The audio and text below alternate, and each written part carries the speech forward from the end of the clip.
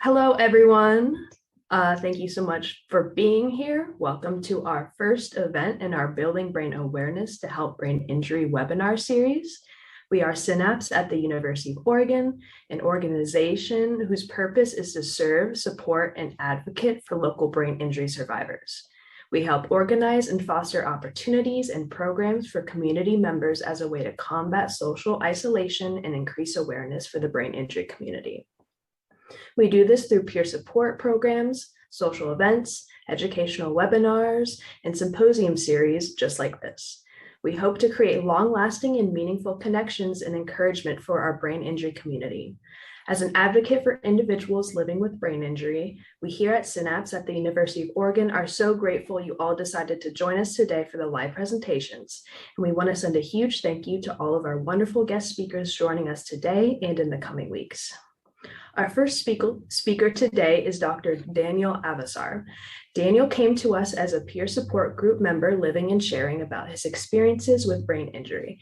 But over the course of the year, he has become an integral part of our team, helping to promote better awareness of the variety of experiences that come with acquired brain injury. He has also played a crucial role in our conference development and will be collaborating with him on some more awareness and science dissemination projects. Daniel received his PhD in neuroscience from Dartmouth and further worked as a postdoctoral fellow here at the Institute of Neuroscience at the University of Oregon. We are very glad to have his contribution and expertise here with us today. So before we get started, I want to ask that if you have any questions, to please put them in the chat. We will be referring back to them after both Daniel and Liam have presented. Thank you. Daniel, are you good to go? Yeah, can you all hear me? I hope. Thank you all for coming. I'm literally still changing my slides and I need to just let go of it. Okay, so I'm gonna share my screen. Guess I'll get started, right?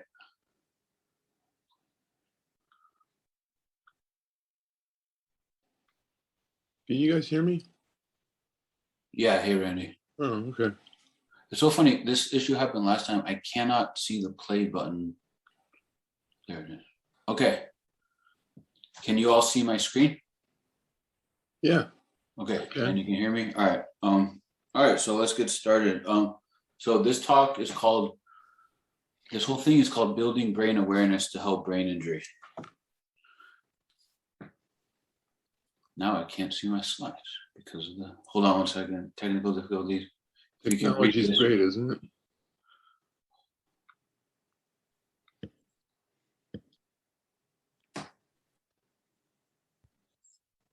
The video of everyone else is blocking and I can't get rid of it.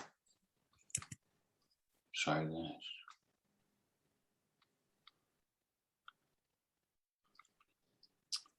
I'm having technical difficulties because I can't see what I'm trying to read and these, hold on. Okay. All right, I'm back, I'm live.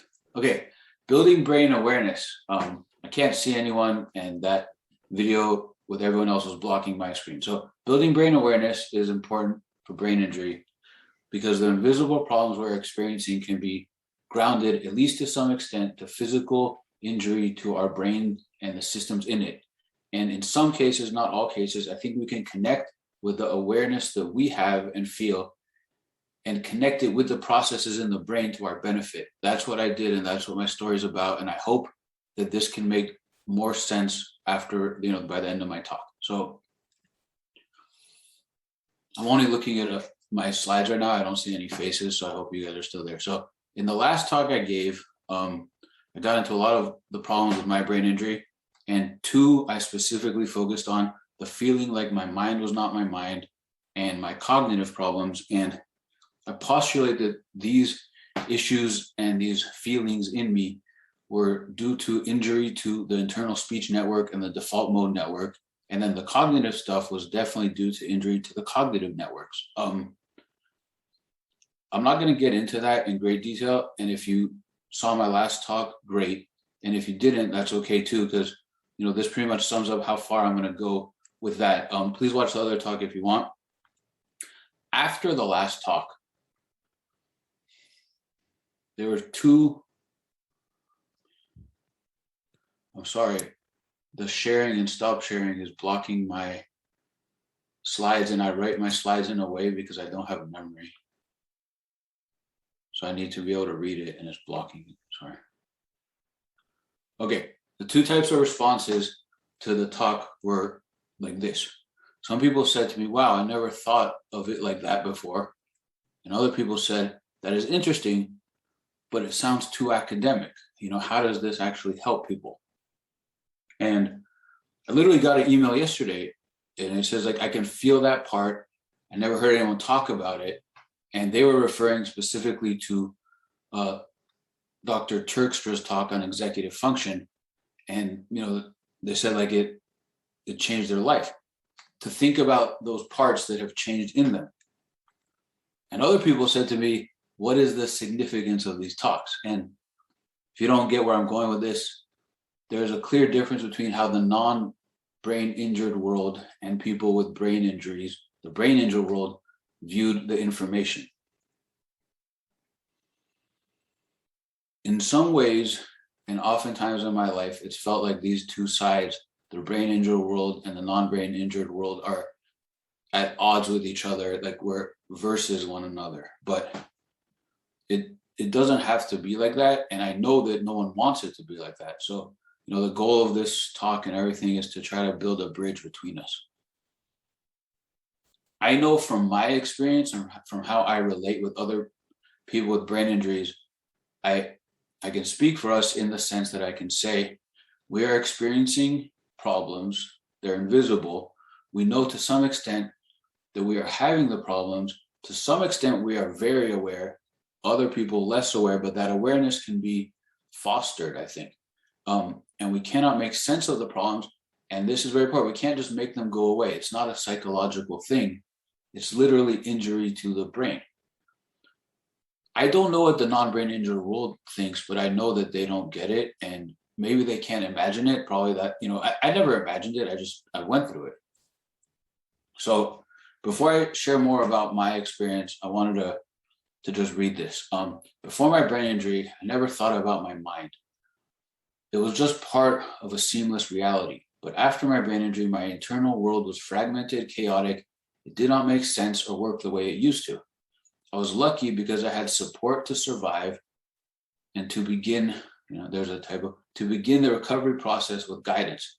But that guidance was, you know, it was 3 months, 4 months. And I'm talking about really a 7-year process, at least in this context of rebuilding what I lost. And I learned how to ground some of my internal problems to the systems in the brain. That also happened about 3 or 4 years after my brain injury. And the biggest thing, I was able to hide my relearning as learning. So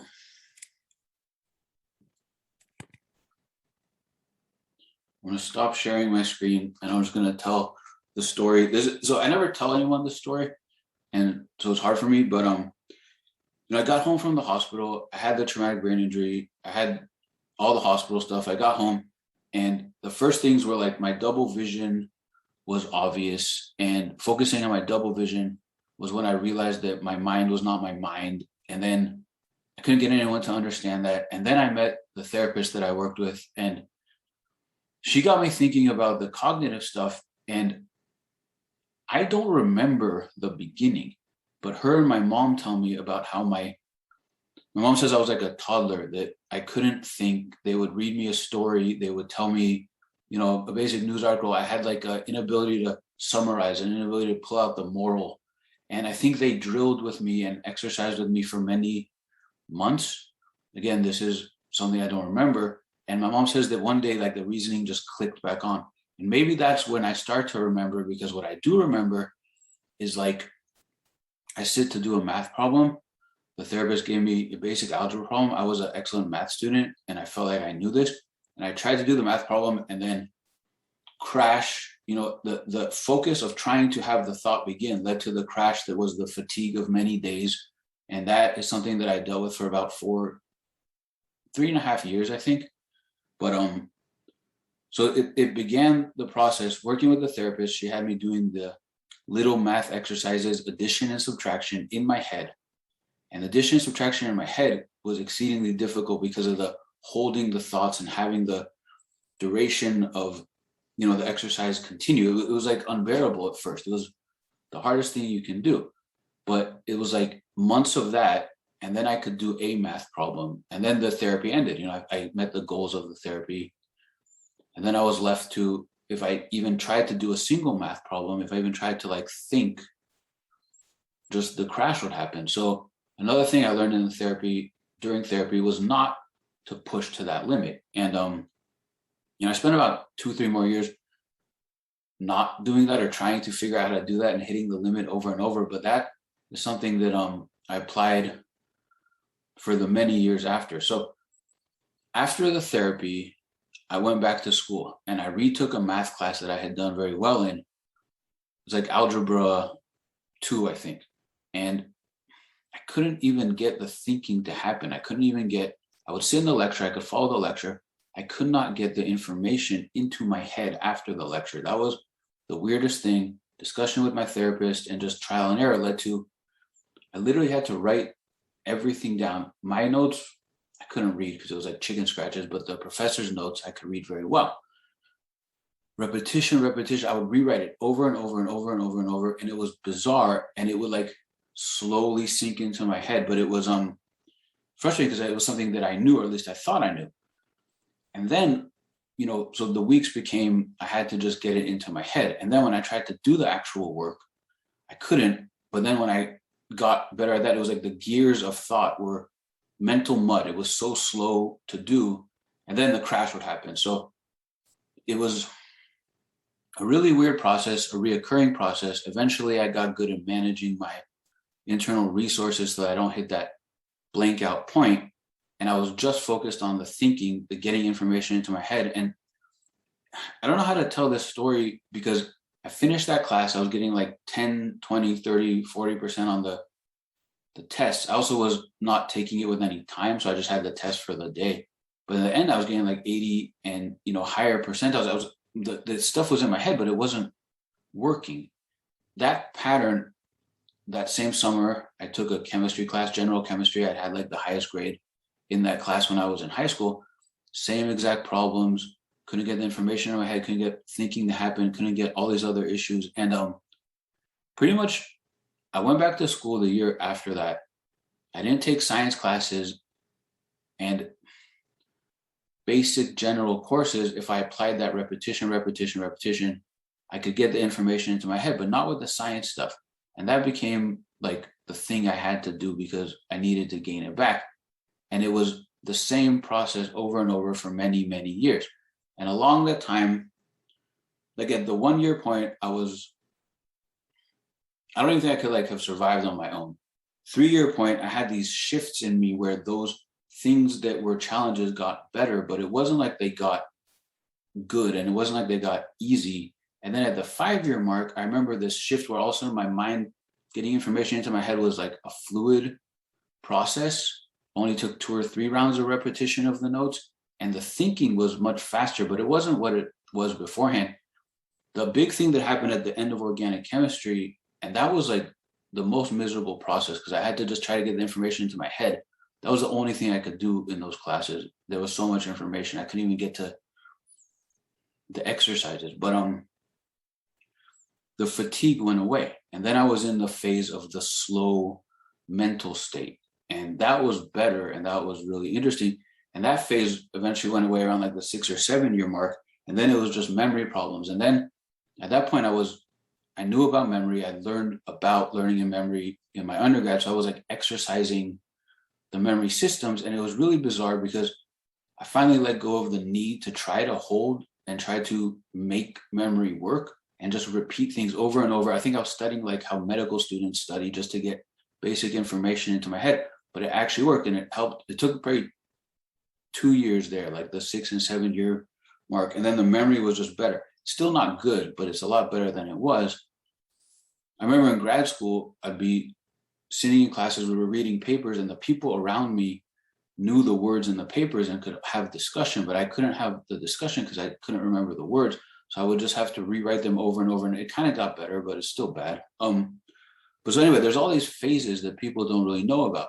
And it wasn't like when I wasn't thinking, I was in my normal mind. I was still in the mind that was not my mind. Reality felt different. There's so many other things that were off, but this balancing of not hitting that absolute fatigue point, and this, it's not metacognition, because metacognition implies you have the cognition. It's meta figuring out what the hole in your head is and then building the rules around it. And so it's a very strange process. I wrote a bunch of notes of what to say. I don't know if I hit everything, but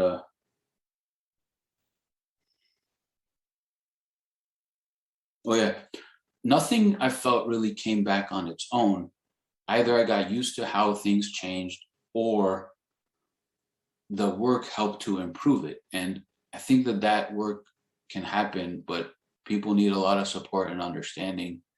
And I don't think, I don't know if what I'm saying right now will make sense to people without brain injury, but there's definitely a lot of similarity with people with brain injury. So anyway, back to sharing my screen. How do I do that? Any questions? Maybe. No worries. Okay, so given everything I just said,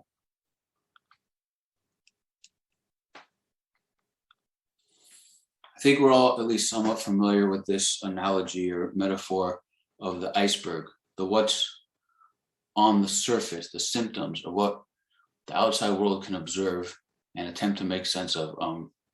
Sorry about the typos there, the spelling. I literally was changing these slides, moments ago. But what is underneath the root causes is often not considered or noticed. And I know that this metaphor has been applied to many problems with, mental neurological disorders and other, child behavior issues. But so I think it has its own unique formula for brain injury. The problem with brain injury is that whatever the symptoms are that we can see, the parts that are underneath the surface are invisible, and it makes it very hard to deal with. For some people, I don't think they even exist, but they do exist. So here's my legal qualifying mumbo jumbo statement, because since I've been looking at what is out there with brain injury, I've been collecting things like puzzle pieces, and I support my view of brain injury problems and the types of invisible based on my experiences, my observations and reading of publications and talks, discussions with brain injury survivors, and my neuroscience understanding. And in my future blog, I hope to explore these topics in great depth. And in some cases, I don't have a source that I can cite directly, but I have seen talks or heard people discuss these things. I'm hoping to eventually gain permission to access their work. Also, there's a bunch of caveats at the end. Okay, so brain injury problems have three types of invisible roots. One are specific problems that come from structural injury to the brain and nervous system, specifically systems in the brain and nervous system. The second type of invisible are larger scale changes to the brain and nervous system that produce specific states that shape and limit our experiences, abilities, and behavior. And I'll make a clear distinction between invisible type 1 and invisible type 2. And then the third one is human psychology in response to trauma, which, as we know, has invisible roots anyway. So invisible type 1. Sorry for the wordiness, but I'm just trying to get these ideas out. So injury to specific systems shapes our experiences and mental capacities in ways that are clear, specific, and reoccurring. My experience with cognition that I've seen in many other people is one example. Other issues with sensory problems, with memory. Each of these systems is actually a multi-network subsystem of systems, but the injuries and specific changes that happen in us, good therapists, good, the functional neurologists, the people that, some of them are going to be speaking in this series, and other ones I'm hoping to connect with them. They're doing this kind of work to fix very specific problems. Another layer we can add is building brain awareness and connecting to the feelings and the awarenesses that many brain injured people already have to some extent, can help us learn to manage our issues, our internal problems and avoid aggravating them, and to focus our recovery on effort that, can help us. And I think it's missing. The more we promote this thinking, the more we promote this discussion, the clearer these types of invisibles can become. So I've been connecting with a lot of different brain injury support groups, both Synapse at University of Oregon, University of Washington, and a bunch of the Facebook groups. And here's one example. Jackie R had posted, and she has this categorization and classification of the cognitive issues that are going on in her. And so this column is working, this column is things that are not working.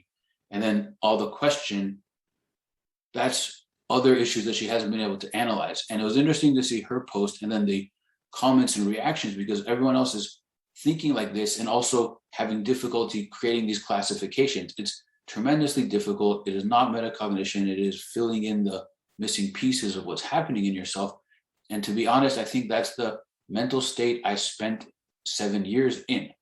I think of my mental state, if I use a word that is out there, it was depersonalization, but it combined with a need to identify and fix what was in me. And many other people I see with this cognitive, the need for this cognitive approach. And then once you figure out what doesn't work, you need to work on it and you need to develop those strategies. And then it still takes a long time.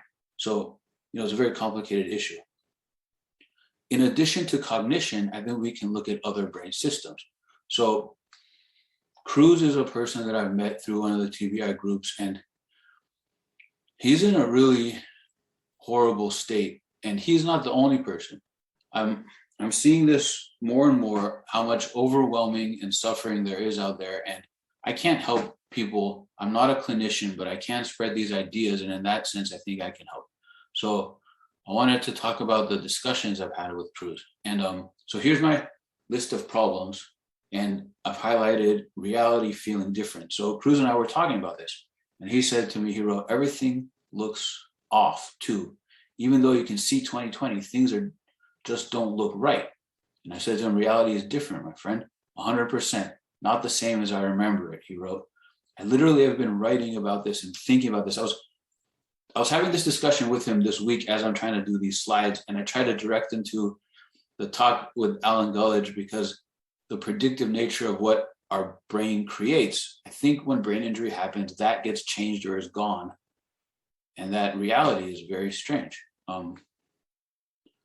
He wrote, it's like an acid trip. Nothing else better explains it. And I said, it's miserable too. He said, oh yes. Another thing I shared with him, so I had this feeling like my mind was not my mind. And he said to me, everyone I see, they look different in a way I can't explain. Even when I look in the mirror, it's not how I remembered. And through other discussion, his face is different. His brain's creation of his face and his loved ones' faces is different to him. I say my mind was not my mind. I think for him, his face is not his face. And so I tried to describe to Cruz about face recognition regions in the brain and how maybe he injured that. And I don't know how much that sunk in, but it's also like, I just sent him like a paper. I can't explain it to him very clearly, but that kind of understanding of what's going on in our brain and what got injured can be helpful to make sense of the craziness that's going on inside of us. Later, Cruz was posting all these videos where he had the face filters going on. And I asked him, do these videos help with the whole feeling that your face does not seem like your face thing? And he wrote, it seems like a dream when I do these videos, Dan. It's like you can be the character and feel the character more than I was when I was normal. And I think he has a lot of other problems. We talked about cognition, and he might be having seizures, but it's a horrible situation. And I feel sorry. The other thing that Cruz wrote to me is that a physical therapist pushed on his head and basically aggravated his symptoms so much worse. And I don't know how to help Cruz with that, but I think this happens. I've heard these kinds of stories happening more than once. I think a brain injured person is exceedingly difficult to work with, especially in Cruz's case. I think his ability to initiate anything is very limited. And so I could see a therapist getting really aggravated. It's no excuse to push on someone. It's no excuse to touch someone. But this problem is happening, and we need to figure out a way to deal with this. So I wanted to say to Cruz and to his family thinks he is depressed. He probably is, and you guys can look at the link I put on the bottom, but it's a lot more than depression. We're dealing with things that the non-brain injured world has no idea what they are, but they are very real. The second example of invisible type 2 are these larger scale changes that cause the systems in us at a global level to change. And I think you can think of these as the things you can't classify as type 1, but I think it's more important, more broad. For example, I went to a talk, I've been just going to talks, seeing what's out there, and I saw Karen McAvoy's talk, and she had this presentation on returning to learning. And she has been a clinical and school psychologist for over 31 years, working with patients, working with kids as they regain their cognition. And she said these phases happen in this order: mental fatigue, slow processing speed, and short-term memory problems. And that progression is identical to what I experienced. And I had never heard anyone else explain that. I never even talked to anyone about it. And this is a clinician saying that she's seen this. So I messaged her, and she said that she can't find any research to support this, but she's been seeing it for 31 years. Their clinic, the Get Schooled on Concussion.com, has been seeing this for 31 years. I experienced this as well. I've only had this discussion with a few people, but they have had this progression. And I think it's due to global changes in how our brain works. It suggests to me that this is a phase, or this is a process rather, with phases. Many people I meet are stuck in part 1 or part 2, but I think with the right support and progress, we can research this and develop it and get people through. At least the short-term memory problems are a lot better than the mental fatigue problems. Another thing I wanted to share, I don't know where to put this stuff, but how I got past the fatigue was applying that, so one aspect, was the baby steps, which is doing something you cannot do, and you just get it started. Even if you can get half of it done, you do it again, eventually you slowly build that skill. And that takes years and a lot of support. The other thing, the 60 to 80% rule, I actually saw a clinician give me a talk about this, but I wasn't able to get in contact with that person, so I'm not going to reference them. I'm going to talk about my experience. And this rule is that you cannot push to the fatigue point, because if you do, the consequences are so bad and you can't function. And I have a story from one of the brain injury support groups I went to in Eugene. Ron is a person that had a brain injury. He was in a coma for a long time, and his recovery, I don't know him from that time, but I think was amazing. And Candace was a woman in her 70s who got hit by a car. She had, post-concussion syndrome. It's a horrible story, hit and run. And she was just trying to manage herself. She couldn't walk. She couldn't garden. She couldn't do anything she used to be able to do. And it was a great experience because Ron and I coached up Candace, and we both had the same rules. For Ron, it was about how he learned to shower, what to do, his order of what to do in the shower and how to get dressed. And he was always saying how you can't push to that fatigue point. And he had some ratio and I had some ratio, but we got Candace working on this. And I think it was over 8 months. She couldn't walk, she couldn't water, she couldn't do anything. So step 1 was just visualizing the walking, then walking around the garden, then progressing to carrying her watering container. And it was always, don't push to the fatigue, start 20, 30%, 40, 50%, then 60, 80. And she really progressed. And it was amazing to see. And she started walking again. And I haven't been in contact with them since COVID, but I think she's reading, she's able to use her eyes again. And I think she really understood this rule and she was able to apply it. And I think more people can too. It's probably not going to work for anyone, but it doesn't hurt. So back to invisible type 2, the fatigue, slowness, and memory progression is 1. I've heard people talk about this redevelopment, feeling like the development is happening over again. And I've heard this from more than one person, but I don't think there's any research on it. I think it's a real thing though. The last example of these large scale invisibles are the brain fog. been seeing and reading a lot of literature on brain fog related to gluten allergies, diet, over consumption of sugar. And I believe that they have the same symptom, but not the same cause. And I don't think that what they're ultimately seeing and studying it's different from when there's physical injury to the nervous system and to the brain. I think you could have the sugar-related brain fog plus the brain injury-related brain fog, but the brain injury-related brain fog is more about efficiency in the brain, signal to noise. Dr. Traster talks about this in one podcast I've heard, but the things that are in us don't work. The other things are overactive, meaning the systems, and there's a really off ratio of signal to noise. And through the right therapies and the right treatments, you can gain that back, I think. But the brain fog in us is different.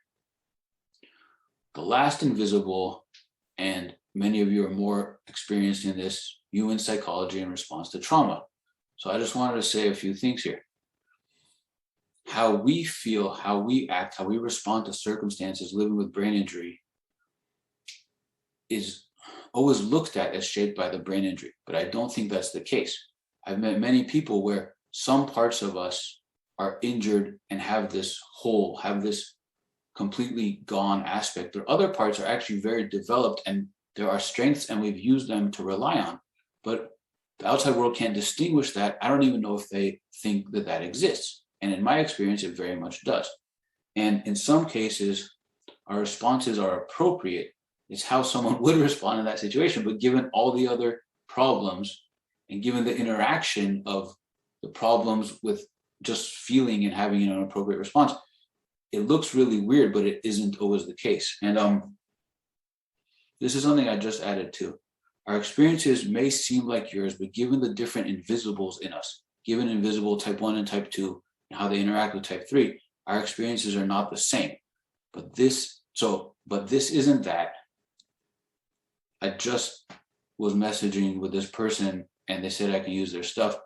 And Grace R at Brain Goggles has all these like cartoons about how when you see TBI, survivors are coping with symptoms, it's hard to know what to relate. And people try to relate that what they have gone through is what we're going through. But this isn't that, is the cleanest way to explain it. Because we have all these other internal problems happening and we are manifesting the symptoms that other people can relate with. All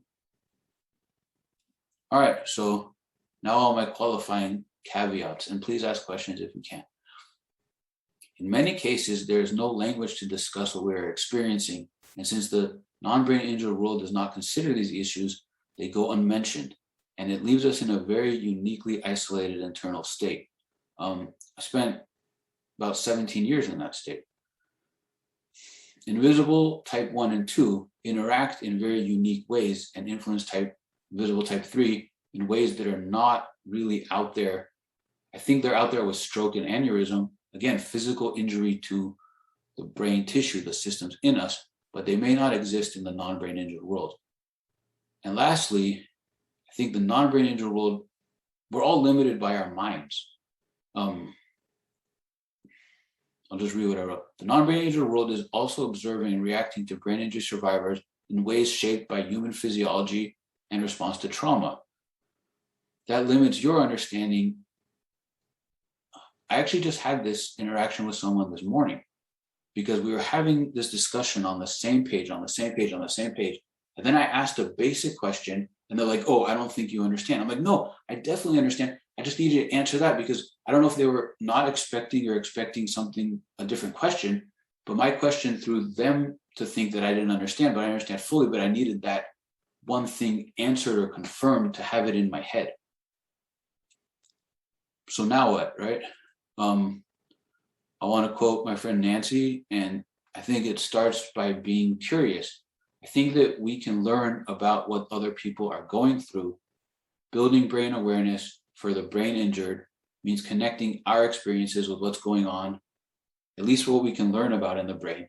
And for the non-brain injured, you can just be curious about what we're going through and try to apply, given this brain system, I'm not trying to publish this. I'm trying for us to have a discussion and connect with what we are experiencing. And that helps a lot because at least at that point, your loved ones, your supporters, your caregivers are understanding what you're going through. So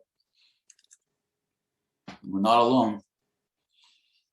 I need to thank my wife and my mother because they've been dealing with me at different levels of this, and it's been very difficult. Also, all the caregivers and all the brain injury survivors and the support groups, because,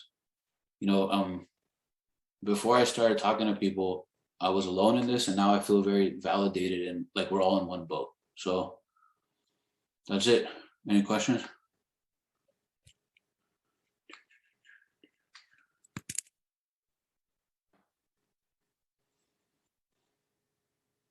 Good. One question in the chat.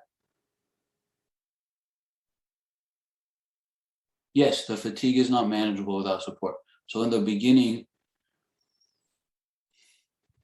I got used to managing it, which meant crawling into the bed or crawling into my mom's car to get home, to get into the bed. I also, as a young person, I was a martial artist. I like to fight. I like to hit that physical endurance level. So I was in really good shape. And when the mental fatigue happened, I would crash, but I would still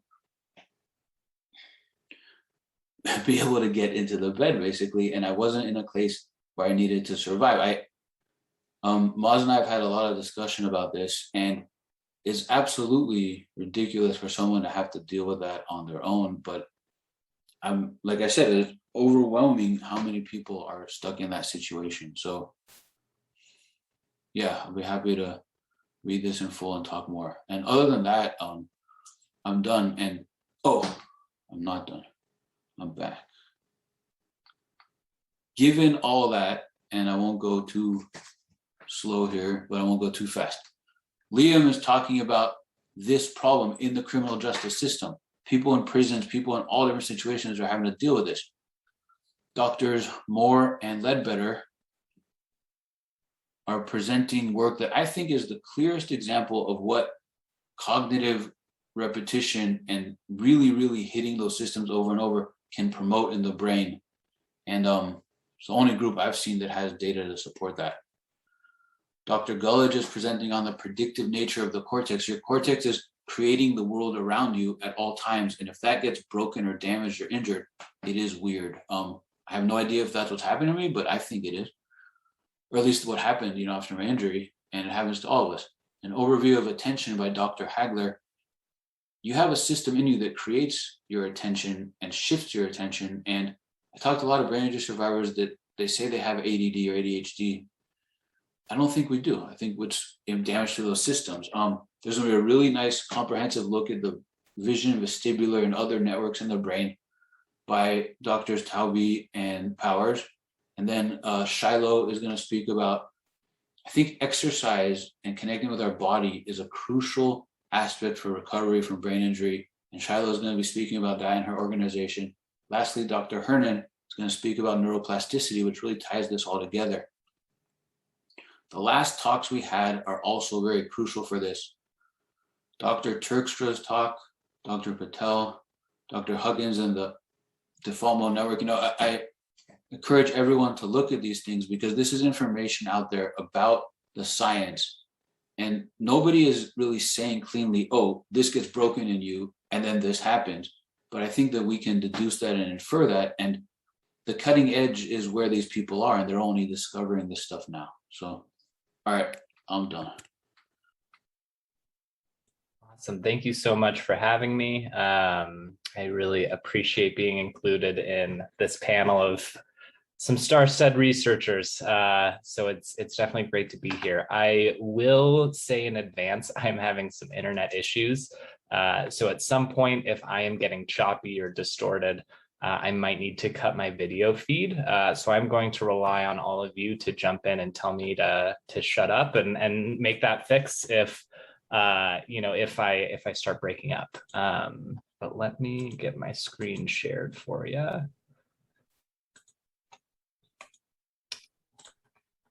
All right.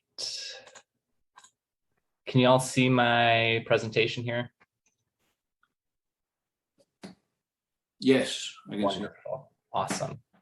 All right. So my name is Liam Donevan. I am the program manager for the criminal justice system here at the Brain Injury Alliance of Colorado.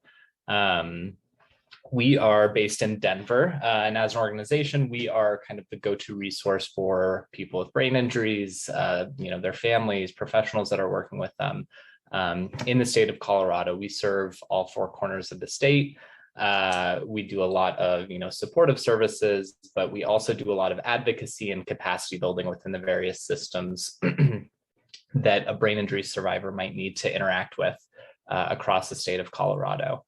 So I am going to be talking to you today about brain injury and the criminal justice system, and how those systems overlap, and just some specific challenges that people with brain injuries are going to face trying to navigate these systems.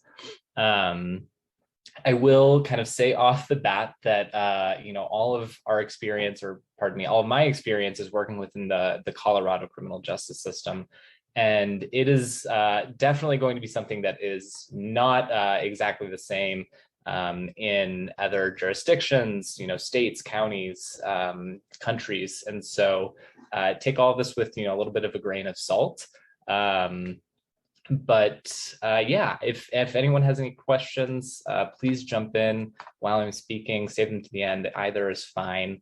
But I don't have cameras visible right now. So if you do have a question, just go ahead and unmute yourself and cut me off, and I'll be happy to address it.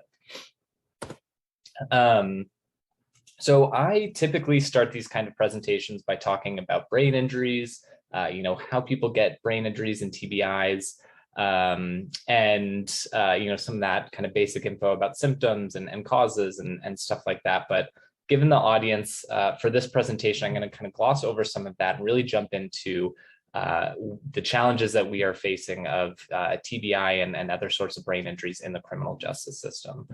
Unfortunately, there isn't a lot of research that has been done on this topic at the moment. It's something that is a relatively new kind of area of focus and has been slowly kind of developing over the last few years.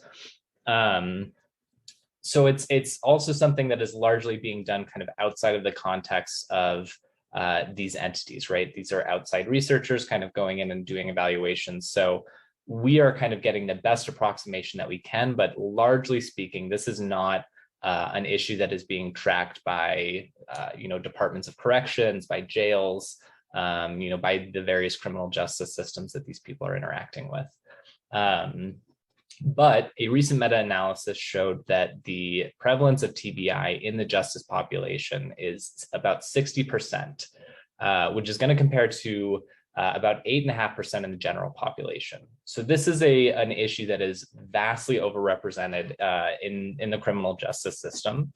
We also know that generally speaking, as you kind of progress through the criminal justice system and get higher up the food chain, those numbers are going to start to rise. So we see some of the lowest rates of brain injury and TBI in, the juvenile justice system. So whether that's someone that is in juvenile incarceration, juvenile probation, whatever that might be, those are typically the lowest rates that we see within these systems. And then that kind of progresses up through adult probation, adult jails, all the way up to prison facilities are where we expect to see the highest rates of brain injury. TBIs are, as you know, obviously going to be associated with higher impulsivity, challenges with managing behavior that often kind of presents itself as aggressive behavior, negative emotion ratings. All of these things are kind of hallmark traits in, someone that has a history of criminal justice involvement. I also do want to kind of highlight a few differences from, brain injury representation in the criminal justice system and how that compares to the general population. Generally in the kind of adult population, we typically see that men are significantly more likely to have a TBI as women, usually about 2 times as likely compared to, women in the general population. But when we're looking at the criminal justice system, that kind of gender difference is going to switch. And we actually see significantly higher rates of brain injury in justice-involved women and incarcerated women. One study had suggested that the rate of brain injury amongst incarcerated women could be as high as 80%. And a lot of those folks are sustain their brain injury in a context of intimate partner violence. So they are someone who has been victimized, given a brain injury by an intimate partner, by some other kind of violent or abusive situation, and that is going to kind of ultimately land these people in jails, in prison facilities. And so we see absolutely, huge rates of brain injury in women that are involved in the justice system. And then we also see a change in the causes of brain injury. So, generally speaking, when we're looking at the general population, falls are going to be the leading cause of TBIs. When we're looking at the justice system, though, folks who are living with a TBI in that system are most likely to have sustained that brain injury via an assault. So just to give you some context about how these people are typically experiencing their TBIs. So the Brain Injury Alliance, in partnership with a few organizations here in Colorado, some law enforcement agencies and kind of jail and probation facilities, as well as with the University of Denver and MindSource, which is the kind of state brain injury program that is really kind of leading the charge in brain injury in Colorado. So we worked with a number of criminal justice sites across Colorado, mostly kind of focused on some of the larger urban areas, and screened people using the Ohio State University TBI identification method. And then folks who screened positive on that screen were then given a neuropsychological assessment to evaluate cognitive impairment and cognitive ability. So this chart just shows, kind of broken down by location, what these kind of screening results were. So I'm going to highlight a couple things. You see juvenile probation down here at about 18%, which is, again, pretty on par with what we'd expect to see. That's going to be the lowest number, in this chart. That's, these kids are generally speaking, not having sustained brain injuries. But then when you look at other populations, for instance, Adams County Probation, the female offender unit, they had a brain injury rate or a TBI rate of 97%, which is, again, just absolutely astounding given the rates that we typically see in the general population. Can I ask a question? What is that unit? What are they, or what's that group? So this is a kind of subsection of the probation department that works with women who are on probation. So, again, that kind of female offender, which is typically a word that I shy away from, but is one that's used commonly in these systems. Are they just a offender of a specific type or a specific age group? Like, why are they grouped together? How did we end up with all of them in the same group? That is, I think, just kind of an internal organization system that they have. A lot of probation departments, and again, this varies from, state to state, probation office to probation office, county to county. So a lot of probation departments will have specialty units. The kind of theme of those units varies a lot, but we typically see, veterans, so people who are, have served overseas or served in the U.S. military. Specialty courts for them, drug or substance use courts, mental health, kind of probation units, things like that.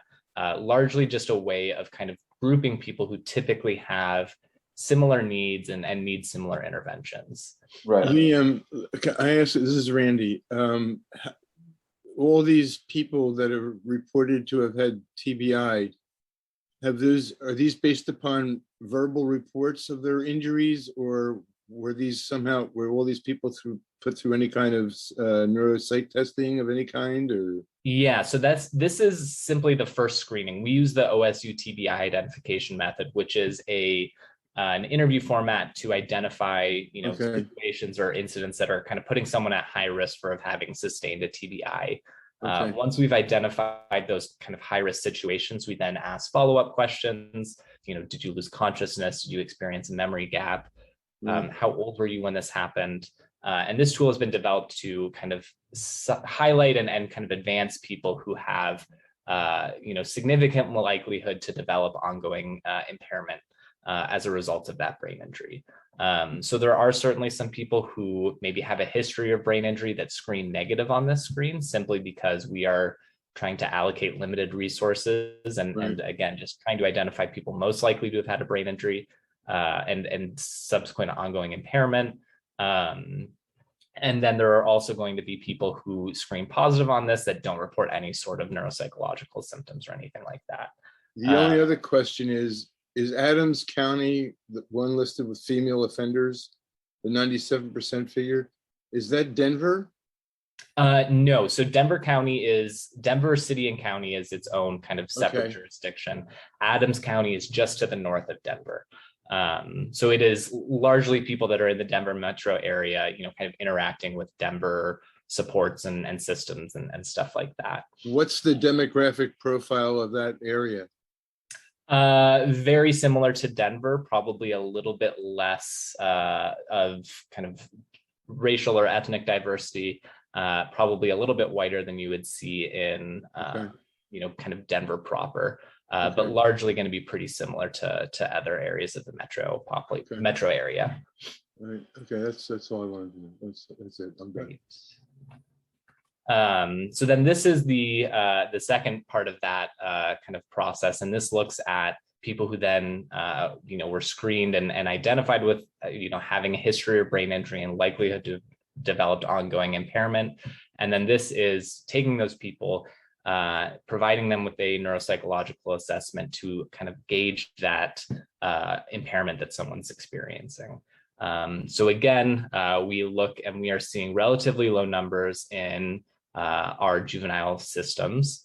But then when we look at some of our older populations, our adult populations, we are seeing about 75% on average reporting a history of ongoing chronic impairment. Then kind of looking at that cohort of individuals, and sorry, the mailman just came, so my dog's probably going to bark. Looking at this cohort of people that we have identified as having a brain injury, this slide just kind of shows a little bit about kind of what is going on in the histories of those folks. So again, these are going to be numbers looking at the cohort that has screened positive on both screens of the history of having a brain injury and ongoing impairment compared to those rates in the general population.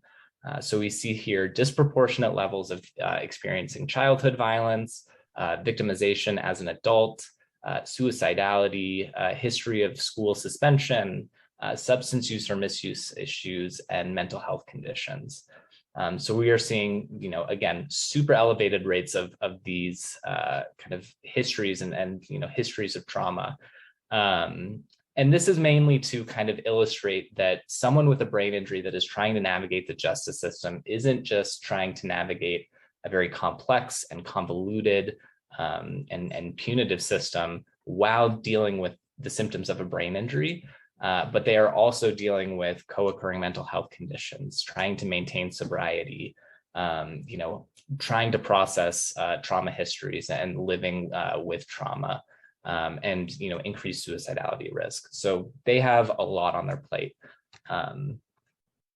It's just some things that we know about brain injury and justice involved population. Again, looking at some of that kind of bigger picture of what does this look like. These folks are significantly more likely to have a trauma history. They recidivate about 50% higher than the general population. So recidivism is someone who's released from jail or prison and then are rearrested and sent back to jail or prison. These individuals receive longer sentences. They have lower treatment completion rates, higher rates of disciplinary incidents, increased risk of substance use, mental illness, and an increased risk of experiencing homelessness upon release. So again, lots of things that they are trying to navigate and juggle at the same time while dealing with chronic brain injury symptoms that are going to make those things very difficult to do. I'm now going to talk a little bit about this model called risk, need, and responsivity. And this is risk, need, responsivity is something that is really kind of driving a lot of decisions that are made in the criminal justice system. The extent to which this model is used, again, varies quite a bit from jurisdiction to jurisdiction. But this is essentially a way of identifying the risk that someone is of reoffending, identifying the needs that they have to not reoffend. And then responsivity is adjusting the services that we're delivering, the interventions that we're providing to accommodate for their abilities or lack thereof. So this is used in a lot of different ways throughout the justice system. And again, it varies depending on where you're at. Oftentimes, this is used to kind of identify and assess what level of supervision that someone needs when they're on probation. So someone that is deemed high risk and high need is someone that is going to have a lot of requirements on their supervision. So they need to attend more meetings. They're likely to have additional therapy or other treatment requirements. They're likely to have, more frequent UAs or urinalysis, drug screenings. Again, just kind of deciding that this is someone who needs more supports and more intervention and supervision. Otherwise, they're more likely to reoffend. So that's a way that it's commonly used, is kind of determining the level of structure that this person needs in criminal supervision, so on probation or parole. But oftentimes it's used in a lot of different ways as well. It can be used to assess whether or not someone should be denied bail while they're kind of pre-trial awaiting trial and sentencing.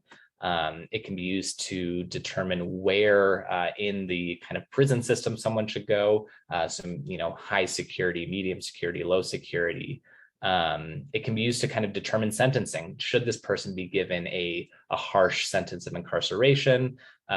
Should they be treated or kind of supervised in the community and serve their sentence on probation instead? And in some situations, it can also be used to determine whether or not someone is released from prison on parole. Again, the extent to which this is used varies depending on where you're at geographically and kind of what the types of offenses are that you're currently navigating the system for. So looking at the kind of big four criminogenic needs. I am bringing these out just to kind of highlight the overlap that we typically see in these needs and brain injury. So we have low self-control, antisocial temperament, antisocial cognitions, and antisocial companions. These are the big four criminogenic needs that we are typically seeing the criminal justice system is trying to intervene regarding and kind of provide supports around. So low self-control is someone who has challenges or difficulties with impulsivity, kind of managing behaviors. Again, something that we see is very common in brain injury. But someone who basically the kind of determinants of this are going to be age at first arrest, number of prior offenses, and rule violations on supervision. Rule violations could be a lot of different things. It could be missing probation appointments. It could be missing UAs, doing something that they are maybe legally allowed to do, or someone would generally be legally allowed to do, but they are not because of the terms of their probation or other supervision. Then we have antisocial temperament. So again, impulsivity, kind of trouble in a variety of settings, aggressiveness, anger issues, again, things that are very common in someone that is dealing with a brain injury. Antisocial cognitions are people who, kind of struggle, identifying, kind of problematic behaviors within themselves, people who kind of mingle with and are friends with people who are also involved in the criminal justice system, kind of a negative attitude towards law enforcement and the criminal justice system, belief that crime yields rewards and positive things. And then we have antisocial companions. So again, isolation from pro-social peers, kind of identifying and associating with other people that are kind of getting in trouble with the justice system or thought to be, not great people to be hanging around. Liam, can I ask a question about those big please. Four and the next four? Yeah. How are these categories being arrived at? Is it through like clinical, a therapy perspective? Is it through the legal justice system that's just, collecting it as a survey and seeing what the problems are, or how are we arriving at these lists? I mean, the risk need responsivity is a model that has been developed and kind of used widely across the justice system over the last several decades. Okay. It is meant to be, I mean, it is derived from, sociological and criminal justice research that Gotcha. has essentially kind of categorized large groups of people into these risk categories based on the histories that they have and report. Okay. There's a lot of obviously controversy about the extent to which this can determine and predict individual behavior and individual risk. That is a debate that we could spend hours on. So instead, I'm kind of focusing on how that overlaps with brain injury and how brain injury kind of works in this system as it currently operates. Yes. No need for that. Sure. And I'm not trying to debate it. I'm just trying to get a sense of where this is being looked at from. But okay, thank you. Definitely. And again, this is also something that is, these criminogenic needs are things that are supposed to be addressed via the probation officer in that supervision capacity, but also if someone is, simultaneously receiving mental health treatment, substance use services, those are things that are going to be addressed in those contexts as well. Again, but kind of driven by the criminal justice system that they're interacting with. But then we have the next four kind of, second level criminogenic needs. We have family and marital. So, social supports amongst friends and family. Do they have a significant other? Are they kind of managing those relationships in a healthy manner? Access to employment or education, pro-social recreation, do they have activities that they're working on in their free time that bring joy and kind of happiness, and then of course substance use. Is this person dealing with substance misuse issues? Are they struggling with sobriety? Things of that nature. So looking at risk and brain injury and how that kind of exists together. Again, as we mentioned, people with brain injury are significantly more likely to have higher utilizations of services while incarcerated. They have lower treatment rates, higher rates of disciplinary incidents while they're in jail. They struggle to maintain, kind of rule-abiding behavior while they're incarcerated. They have a lot more prior incarcerations, higher recidivism rates, higher levels of alcohol and drug use preceding current incarceration. All of these things are going to say that this person is at elevated risk. They are more likely to reoffend than their peers, and so they need extra supervision, extra supports. And then we have need and TBI. Again, agitation after a TBI is the most frequently observed behavioral issue that we see with folks. Damage to frontal lobes can affect someone's ability to maintain or to manage impulses and control behavior. People struggling with brain injuries or struggling with maintaining relationships following a brain injury, difficulties maintaining employment. All of these things are going to categorize someone as high risk, high need. These are, super messy clients that have a lot of stuff going on. They need a lot of interventions and supports. However, the kind of key part of that whole system is responsivity, the idea that we are adjusting the services that we're delivering and kind of tailoring it to the skills, the abilities, the needs of this client and what they need to get back on their feet and exit the system. However, most people don't know that TBI or brain injuries are an issue in the criminal justice system. So these services are provided as if this person has fully functioning cognitive abilities, as if they can remember to keep track of, a dozen groups that they're required to attend, weekly UAs that they are expected to kind of be on track, be on top of, regular probation meetings with their probation officer, court dates, all of those sorts of things. So if we aren't providing those accommodations, we are not responding to the ability and needs of the person that is supposed to be supervised. So these people are given a lot more expectations, a lot more demands as a result or as a condition of their probation and their ability to stay out of jail and prison. And so because we're not adjusting for these symptoms that people have, they're really unsuccessful in these services. They're more likely to not complete services, are more likely to get into problems or into trouble because they're not able to keep up with the conditions of supervision. And so they're rearrested, sent to jail, given harsher sentences that just kind of kicks this cycle off all over again. Hey, Liam, so you're saying that as if like now things are changing? What now? So is that, okay, sorry, yeah, I'm jumping in. So what next?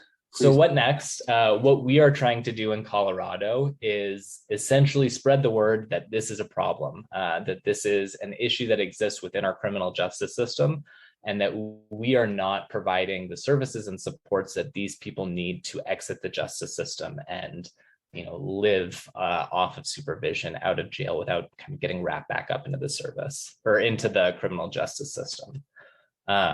So what we have done is devised, and this is in partnership with MindSource and the University of Denver, we have developed this brain injury protocol. The protocol is essentially a kind of adjusted version of that research study that I mentioned earlier in the presentation. It starts off with identifying an individual with a history of, brain injury or of TBIs. So we interview the individual using the OSU TBI identification method that I mentioned. Folks that screen positive on that are given a symptoms questionnaire. This is meant to be a kind of free, open source, very quick and dirty alternative to a more intensive neuropsychological exam or evaluation, an opportunity to develop or to kind of get a sense of the issues that a client is reporting that they're experiencing. So we ask a series of questions that are, again, kind of trying to identify brain injury symptomology. So we ask questions about memory, attention abilities, behavior control, difficulties managing relationships, managing emotions, emotional disturbances, things of that nature. This symptoms questionnaire can then be entered into this online portal that MindSource operates. And this portal automatically kind of scores that symptoms questionnaire and provides the professional that's working with them with kind of two sets of tips and recommendations. One set is supposed to go to the client, and these are just general tips that someone can apply to every aspect of their life. Keep track of important appointments in a calendar or in a phone. Set up appointment reminders with professionals that you're working with. Keep all of your important documents in one place. Things that are meant to try and develop some compensatory mechanisms for these symptoms. And then there's another set of kind of recommendations that is given to the therapists, probation officers, other professionals that are working with them. And this focuses on the things that they can do differently, the changes that they can make in the services that they're providing to account for someone's brain injury symptoms. So, give ample opportunities for breaks if clients are feeling fatigued. Offer flexible scheduling so that we can schedule appointments at a time that someone with a brain injury is going to be most effective, depending on what they know, about themselves. Advocate for them to be able to, wear hats and sunglasses in probation appointments or in courtrooms, so that there's a little bit less kind of stimuli overwhelming. And then it also provides individuals with recommendations for an AHEAD psychoeducation curriculum that we call AHEAD, as well as kind of making available referral to the Brain Injury Alliance and other organizations that can kind of support them as they're trying to navigate the system. So AHEAD, the psychoeducation curriculum, is an 8-module group that is meant to, again, just kind of develop and identify challenging behaviors that someone might be dealing with, developing and kind of gleaning insight into the types of symptoms that someone might be dealing with a brain injury. It is important to note that a lot of the people that we're identifying as having had a brain injury aren't aware that that's something that they're dealing with. They have gone through life, through school, early adulthood, living with brain injury and brain injury symptoms, but they have no awareness that that's what's going on, right? They just all of a sudden struggled a lot in high school. They were labeled as being stupid or slow or just kind of a problem because of the types of challenges that they were dealing with. And so this curriculum is meant to kind of provide some education about brain injury, the types of symptoms that you might be experiencing and not being quite aware of, developing strategies for managing those symptoms, advocating for those accommodations and the systems that you're interacting with, and ideally giving them the tools that they need to manage these symptoms in the context of navigating the criminal justice system, but also kind of applying that to other aspects of their lives, and making sure that they are equipped to, exist in the world that doesn't provide accommodations for brain injuries. And hopefully, improve outcomes and improve some self-sufficiency and self-advocacy. So we are doing a lot in our state to try and broadcast this information across the criminal justice system. This is a map of all of the partnerships, formal partnerships that we've had over the years with various criminal justice sites. The blue tabs indicate a county jail. The orange tabs are probation departments that we've partnered with. A new development that is pretty exciting is that recently there was legislation passed at the state level that has mandated the Department of Corrections to develop a pilot project, essentially implementing this protocol within a prison facility, providing comprehensive reentry supports and tools so that we can see if identifying people in jail or in prison, providing these necessary accommodations and kind of making sure that they have access to the brain injury supports that they need, to see if that improves outcomes. So that is something that is supposed to be launching at the turn of the year. So we'll see how that all works out. But generally speaking, we have made a lot of progress in the last couple of years, developing these partnerships and spreading the word about brain injury in the criminal justice system, so that we can, again, just try and identify folks that have TBIs, provide the necessary accommodations that they need to get through these systems. And yeah, just kind of make sure that this is something that is, if you are dealing with a client that has memory issues, attention issues, deals with impulsivity challenges, that their first thought is this person probably has a brain injury and needs extra supports to get through the system. So that is all I had prepared in terms of, again, kind of prepared content. I see that there's a lot of stuff popping up in the chat, so I'm assuming that there's tons of questions. There's also chat going, but I do think, can I ask a question? Yes, please. The last thing you said, one slide back, of how this is going to be implemented, how long of a time course are they hoping to look at this, and how are they going to be, well, I guess, can we see the plans and the progress? Is that going to be made like publicly available or available for other correctional systems? I believe that the legislation states that they are required to kind of provide results and takeaways to the legislature at a somewhat regular basis. That legislation also created a task force that is kind of crafting a list of recommendations for the criminal justice system at large in Colorado.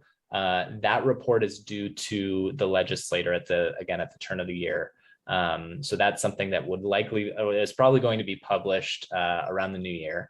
So keep your eyes open for that. But do you know the name of that legislative bill and that task force? If you can make that available, just so we can track it, that would be great. Absolutely. I'm just going to type the bill in SB 20-130. Yeah, it's amazing how the more I look at this stuff and I'm like, all right, I got to start talking about it. And then anyone I talk to, I'm like, everything is also just scratching the surface, and it's ridiculous.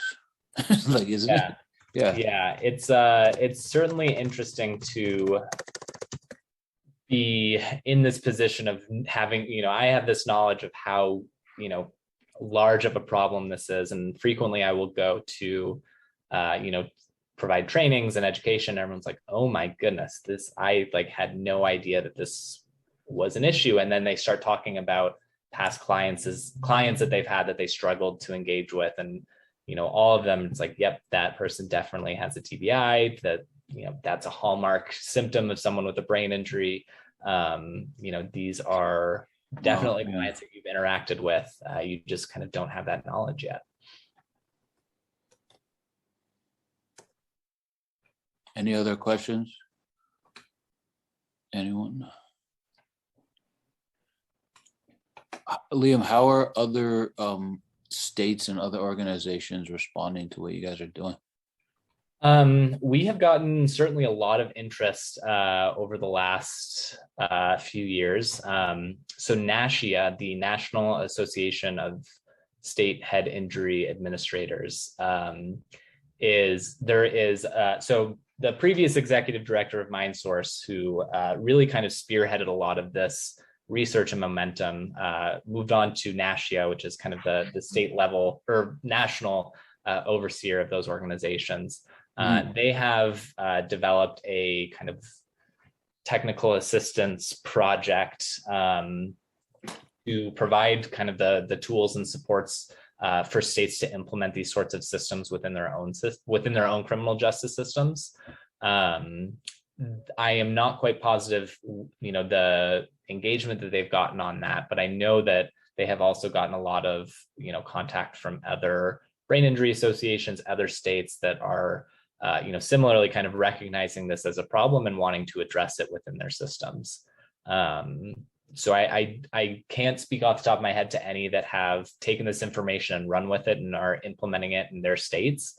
But I do know that between Nashia, MindSource, Brain Injury Alliance, we get a lot of outreach and contact from other states that are wanting to implement similar projects. Right. Yeah, I that's what I've been collecting. I've been sitting in on Nashia conferences, and I'm like, they're just starting these massive studies to, over the next 6 years, they're setting their net larger for longer amount of time to collect this data to figure out what to do, which is, I guess, sad, but a good starting point. Yeah. Liam, there was a question in the chat by Moz that says, oh, it's by Diana, that's my bad. Are there any speech language pathologists as part of the team helping people in the criminal justice system? Typically not. It again kind of depends on the context that you're in. Maybe if someone is in a situation where they have been deemed incompetent to proceed with a criminal trial, sometimes they are recommended to be treated at state hospitals or in the community, and they might have a speech language pathologist as kind of a product of that. But generally speaking, someone that is in jail or in prison is going to have pretty minimal access to medical and behavioral health supports.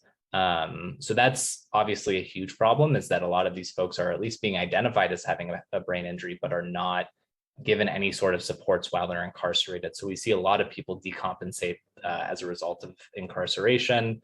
We see a lot of people sustain brain injuries while they're incarcerated, whether that's, fights or incidents with other inmates, deputies that are corrections officers, things of that nature. So that's definitely a huge issue. It's unfortunately one that we really struggle to get any kind of momentum on, because those systems are so insular and so regulated by kind of more punitive versus rehabilitative focuses.